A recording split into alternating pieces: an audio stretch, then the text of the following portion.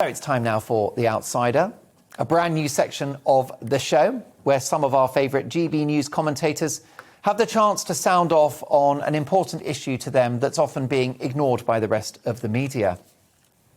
COVID cases will plummet in November, even without Plan B restrictions, according to modelling seen by the government.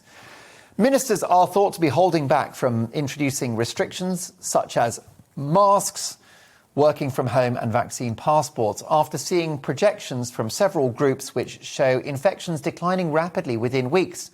One model from the London School of Hygiene and Tropical Medicine suggests cases will soon peak before falling steeply in the winter months, even without the use of Plan B. What a perfect story for the positive Professor Karol Sikora himself. Hello, Karol. Hello, Mark. How are you? I'm very well. Long time no speak, and this has to be good news. Even the modellers are feeling optimistic.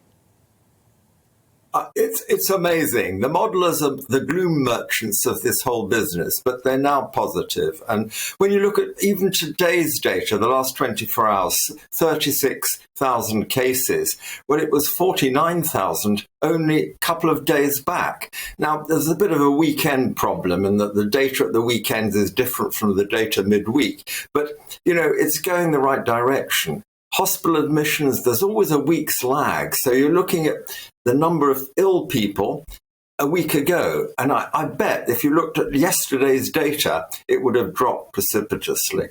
I think we're coming out of it. There's no evidence that we're going to need Plan B or even worse, Plan C. But time will tell. Do you think that we all need these booster jabs? I think the booster jabs are a good idea. I've had them myself. I've had it.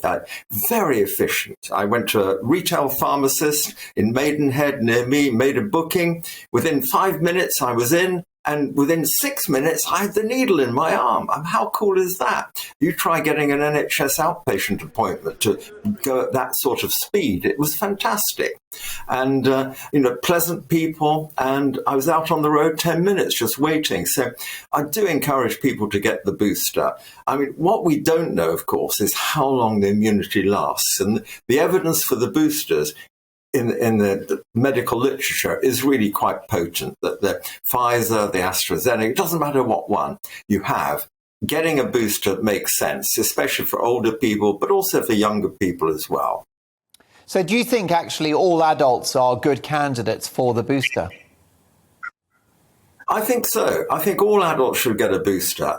Why not? I mean, there's a bit of a little hiccup in the whole thing, in that the NHS website says you can't have one till you're called, and yet the minister himself 2 days ago said, please go along. You don't need an appointment. You don't need to speak to anybody. You don't need the invitation by text.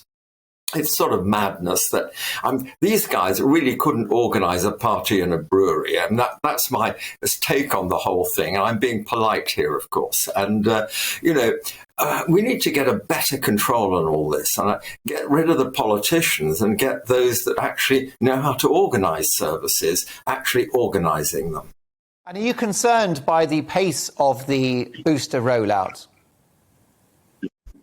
I think it has been slow, and I think it's been slow because people have been waiting for the invitation on their texts or on their emails. And I think encouraging people just to go, as we did at the beginning, just go and get one and allow places, the mass vaccination places, just to do it.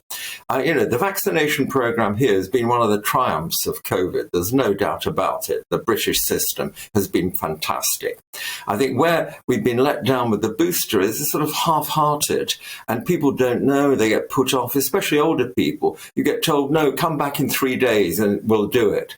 When they've got vaccine, it's ready to go. Let's just get it done. And, whether you're 6 months or 6 months or 3 days really doesn't matter. Just do it and let's get it over.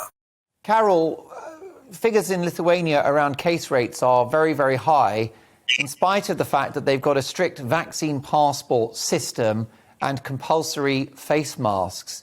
Do you think the case for vaccine passports, masks and lockdowns is now crumbling?